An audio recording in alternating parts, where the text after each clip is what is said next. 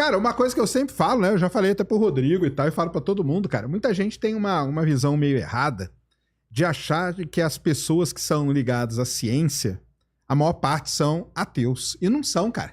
Entendeu? Mesmo porque você pega uma universidade, você tem que rezar muito pra sair, né? É verdade. Os caras não são. E eu dou esse exemplo, todo lugar que eu vou e falo, e ainda vou chamar ele tá prometendo vir. Meu orientador de mestrado e doutorado... Budista, né? Não é que ele é monge. Monge budista. Ele é monge budista, cara. E é um dos maiores pesquisadores da área. Entendeu?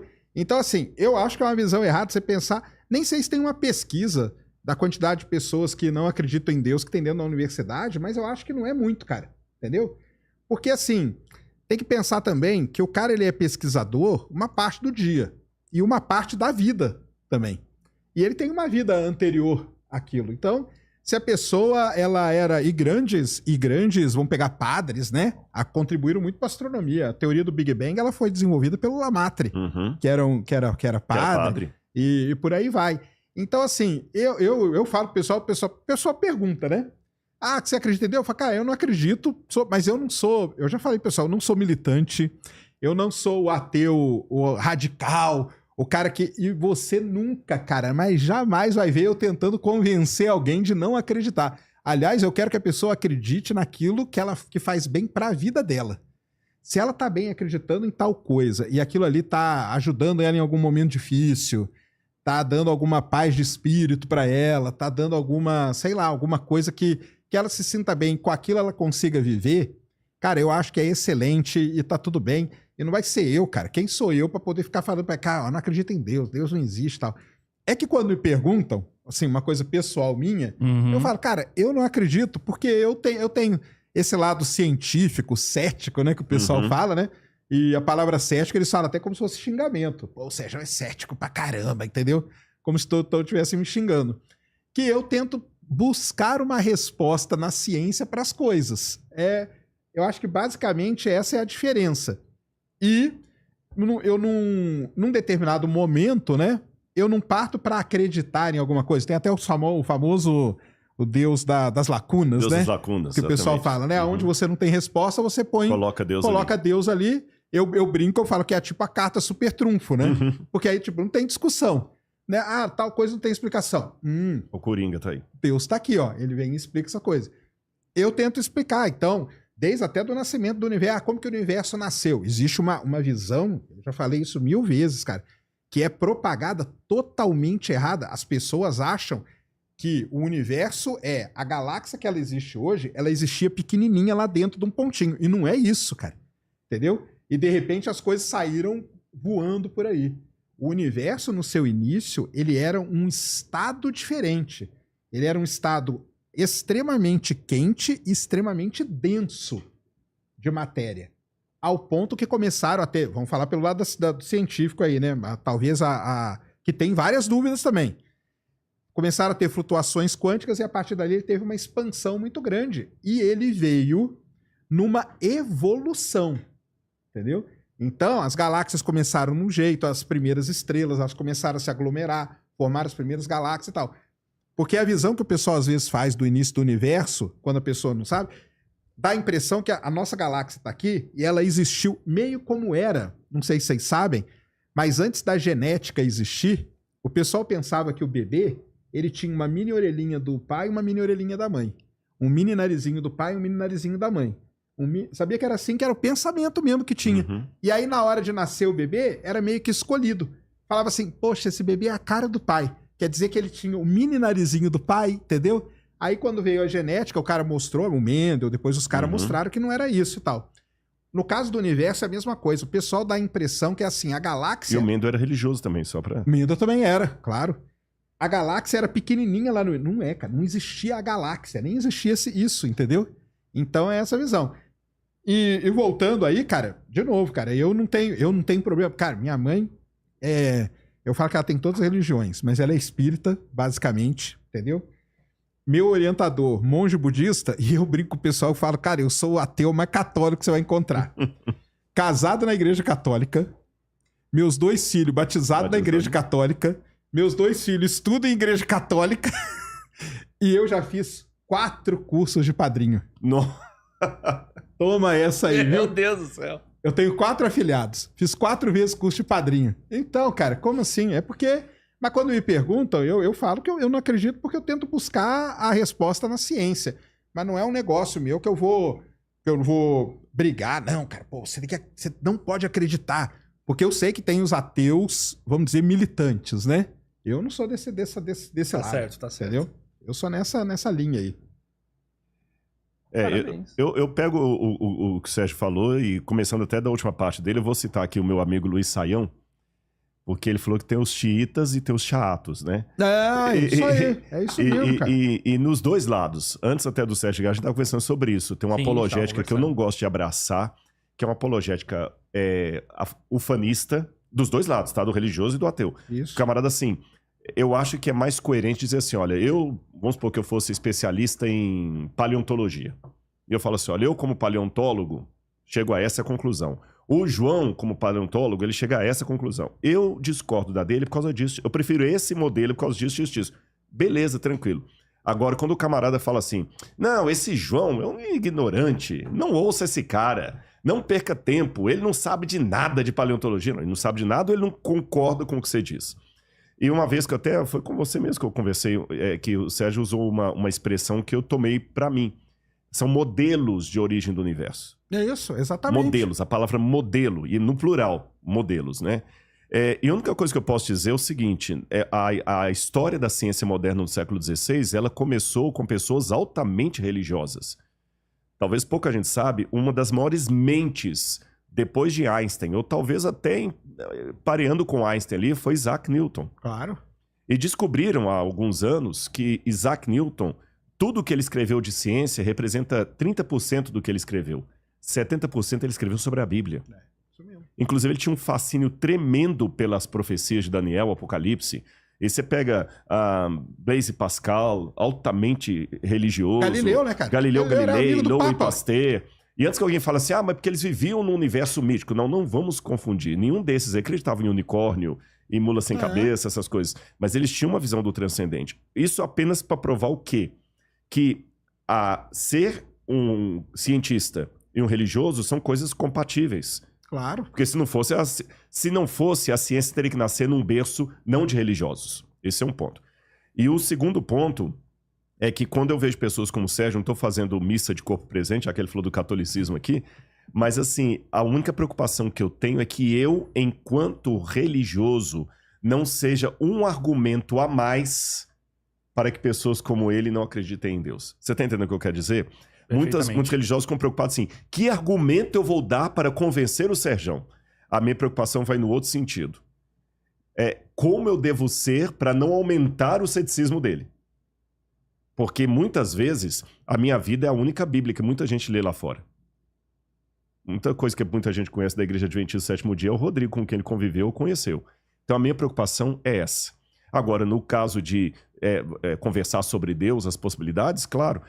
Agora, só para fechar aqui, quando ele falou o início do universo, eu não posso discutir do ponto de vista da astrofísica, porque eu não sou, tá bom? Então eu sou apenas um admirador apaixonado. É igual assim, se me colocar uma rocha aqui, para mim pedra é a mesma coisa. Eu vou ofender Ofender o geólogo. O geólogo lá, para mim tudo é pedra, né? E eu tenho até raiva de algumas quando eu tô no sítio arqueológico, né? Mas em compensação eu sei diferenciar uma cerâmica do período do ferro e uma cerâmica grega e uma cerâmica romana, que para alguém é só um pedaço de caco de telha, né? Então, falando como um leigo nessa área, o que eu posso dizer é o seguinte, talvez a única diferença entre o Sérgio e um cientista cristão, única eu estou simplificando, é claro, é que se você trabalhar com a hipótese que houve tempo em que tempo não havia, tá entendendo o que eu quero dizer? Porque Claro, mesmo que o modelo seja esse ou aquele, Sim. mas houve um tempo que tinha um nada absoluto. Não tinha energia, não tinha gravidade, não tinha espaço, não tinha tempo, não tinha nada. E de repente tudo começou a surgir. Aí vem aquela pergunta do Parmênides, né? Por que algo ao invés de nada? Se ex nihilo nihil fit, do nada nada se faz, por que algo ao invés de nada? Então talvez a diferença é que um cientista religioso, ele vai trabalhar com a hipótese que esse nada tinha um ser que não pode ser medido pelos critérios da tempo, espaço, matéria, um ser que seja acima do tempo, acima do espaço, acima da matéria, que seja o que Aristóteles chamou de causa primeira, depois relido por Santo Tomás de Aquino, a causa primeira de tudo. Só que esse ser, ele jamais vai poder perpassar pelo método científico, porque senão ele seria pequeno demais. Então é por isso que não pode existir um artigo científico indexado sobre Deus. Isso aí não é existe isso. Isso aí é uma crítica que eu faço até mesmo ao pessoal da minha área, que às vezes que briga, né, com o pessoal da religião e fala assim, não, mas me vê aí um artigo científico que prove... Cara, isso aí não vai existir, cara, porque é uma coisa que não... É isso que você falou, não é compatível, entendeu? O Deus, ele tá entrando nessa história toda, justamente isso aí que o Rodrigo falou, entendeu? No antes e tal, não sei o quê. Então não tem essa... Porque aí entra os chatos, igual você falou... E os caras ficam assim, não, mas o cara não te... Cadê? Pô, ele não te levou nenhum artigo falando que Deus... Cara, não existe isso, cara. Que você tá...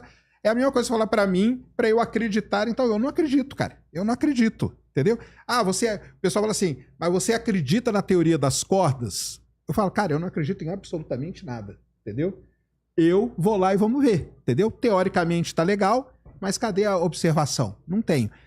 Mas e Deus? Falei, Deus tá fora dessa equação, cara, porque ele não faz parte... Você tá misturando as coisas. E eu acho que isso que é o grande problema que as pessoas têm, que elas querem pegar a régua que usa, vamos dizer assim, na ciência, né? Eu acho até meio chato, até meio pedante falar isso, tá? Mas tipo, a régua que se usa na ciência para estudar as coisas, tipo método científico, e aplicar isso por exemplo, em Deus. Para mim, cara, não tem uma coisa não tem nada a ver com a outra. Igual eu falei, você pode muito bem acreditar em Deus, o meu orientador, budismo, cara. Budismo. Você sabe o que é o budismo? Não mate a formiga, porque a formiga pode ser um ser humano que tá ali. É isso, cara. Entendeu? É isso que eles acreditam. A fé deles é nessa linha aí. E do mesmo jeito ele é um pesquisador, então ele aplica o método científico aonde é preciso, na parte científica da vida dele, ou de qualquer um, né? E na outra parte, cara, parte religiosa, ou seja lá a parte mística, ou seja a parte do que for, você faz. Eu acho um erro dos dois lados, tanto do lado do cientista, querer colocar e ficar assim, pô, Rodrigo, me dá aí, cara, você acredita em Deus? Cadê o seu artigo científico? Onde Deus, que tá mostrando que Deus existe? Não. Então, e do mesmo jeito, o contrário, entendeu? O religioso chegar pra mim e falar assim, não, mas você tem que acreditar que é desse jeito, porque foi assim, nasceu... Não, cara, mas aí a gente pode estudar. Então, se cada um souber usar as ferramentas no lugar certo, eu acho que não teria problema nenhum. O problema é que não é isso que acontece, né, que a gente vê, né? E também, eu não sei por quê, cara, que tem essa... Sei lá o que é, cara. Porque igual eu falei, cara, eu não tenho, assim... Minha ambição é totalmente zero em tentar desprovar Deus pra você... ou para o Júnior, ou para qualquer pessoa. Eu não tenho. Quem sou eu para fazer isso? Por que as pessoas querem provar para mim que Deus existe? Mas aí tem uma diferença. Eu vou colocar para o Sérgio. Aí nesse ponto nós temos uma diferença sem ser o chato. Lembrando, gente, que essa expressão do chato, acho que eu falei, é do Luiz Saião. Sim. É bom dar um crédito. Não, mas aqui, é uma expressão muito boa. Por isso que eu peguei. Tem um som da diferença, Sérgio. Acho que eu até falei isso quando a gente conversou uma vez no Ciência lá. Se Deus existe, vamos trabalhar com uma hipótese. E ele é tão bom na minha vida, ele mudou minha vida. Ele mudou o meu existir, meu viver, você entendeu? Eu tô falando como um homem racional. Sim. É tão maravilhoso ter Jesus na minha vida e tudo mais, que assim, quando você vê uma pessoa que você gosta... Como eu não tô julgando confetes, não precisa disso. Eu simpatizei com você desde a primeira vez. Sim. E olha que a gente começou por uma treta... Começaram com uma treta? Começou com uma treta, depois eu conto só pra não desviar aqui, mas depois, o primeiro dia que eu fui conversar com o Sérgio, isso aqui é verdade, quando o Igor chegou, a gente já tava batendo papo lá embaixo um tempão, falando de Belo Horizonte, que eu descobri que ele esteve lá em Belo Horizonte, ajudou a fazer telescópio de cano de PVC lá, com o Hilder lá, o professor Rido lá. Eu falei, pois é, eu levei o Rido na minha igreja pra dar uma palestra e tudo e tal. Parecia que a gente se conhecia, há tempos, né? Então, o que acontece? É como você vai para um programa... Pronto, vou dar um exemplo que agora ele vai entender. O Sérgio teve um privilégio que eu não tive. Ele viu a aurora boreal. Incrível. Nós temos um amigo em comum, Felipe Haim, que mandou para mim uma foto agora essa semana que ele conseguiu ver uma aurora boreal cor de rosa, que é raríssima. E o Sérgio ele teve que ter muita sorte, porque não é um negócio astronomicamente previsível, como um eclipse solar, que você sabe, olha, no dia 30 de março agora vai ter um eclipse solar visível em tal lugar, dá pra pegar o avião, marcar o hotel e pra lá. Não, isso aqui é loteria. Então, quando você vê a vontade que alguém experimente aquela sensação é tão grande que o Sérgio, cara, você tem que ir um dia pra Islândia. Eu entendo. Você tem que ver. Você tem que ver. Você tem que ir lá. Eu queria tanto o Rodrigo aqui vendo, e quanto mais você aprecia a pessoa, mais você quer aquela experiência. Agora eu vou colocar algo exponencialmente maior do que ver a aurora boreal. Se a eternidade para a qual eu estou me preparando for real, se eu estiver certo, se o céu for uma realidade, se o sangue de Jesus transforma como é verdade, eu vou ser um pouquinho chato. Falar assim, Sérgio, se você aceitar Jesus vai ser tão bom para você. Mas assim, eu tenho que tomar cuidado que esse limite, tem aquele limite dele perceber que eu estou me importando em dividir algo bom com ele, claro. Ou invadindo a privacidade dele e querendo meter goela abaixo um negócio que ele já falou que não quer.